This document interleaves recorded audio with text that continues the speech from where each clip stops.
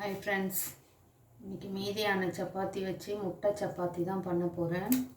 அதுக்கு ஒரு பெரிய கடாயை வச்சுருக்கேன். அடுப்பில் எண்ணெயை நல்லா காய வச்சுருக்கேன். சோம்பு போடுறேன் லேசாக.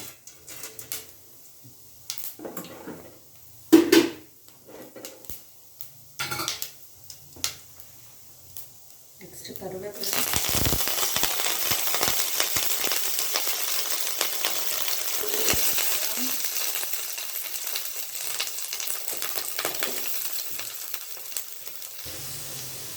இஞ்சி பூண்டு பேஸ்ட்,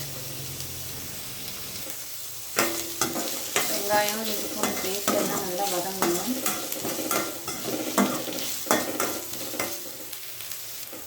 நெக்ஸ்ட்டு தக்காளி,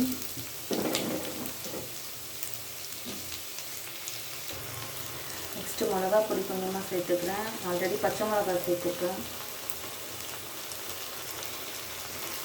முட்டை சேர்க்கறதுனால கொஞ்சமாக மஞ்சள் சேர்க்கிறேன். உப்பு,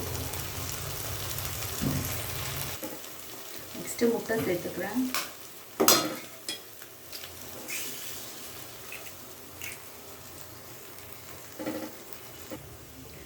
இந்த டைமில் நீங்கள் கிரேவி எதுனா இருந்தால் சேர்த்துக்கோங்க ஃப்ரெண்ட்ஸ். ஏதாவது சால்னா அந்த மாதிரி இருந்தால் சேர்த்துக்கோங்க.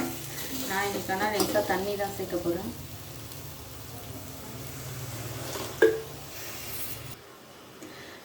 இப்போ சின்ன சின்னதாக கட் பண்ணி வச்சுருக்க சப்பாத்தி சேர்க்குறேன்.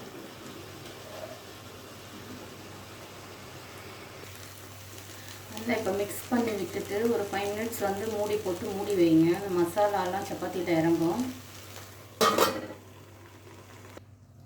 அவ்வளோதான் ஃப்ரெண்ட்ஸ். ஃபைனலாக கொத்தமல்லி போட்டு இறக்க வேண்டியதுதான். நீங்களும் ட்ரை பண்ணி பாருங்கள் ஃப்ரெண்ட்ஸ். முட்டை பரோட்டா மாதிரியே டேஸ்ட் இருக்கும். வீடியோ பிடிச்சிருந்தா லைக் பண்ணுங்கள் ஃப்ரெண்ட்ஸ். சேனலை சப்ஸ்கிரைப் பண்ணுங்கள். Thank you friends.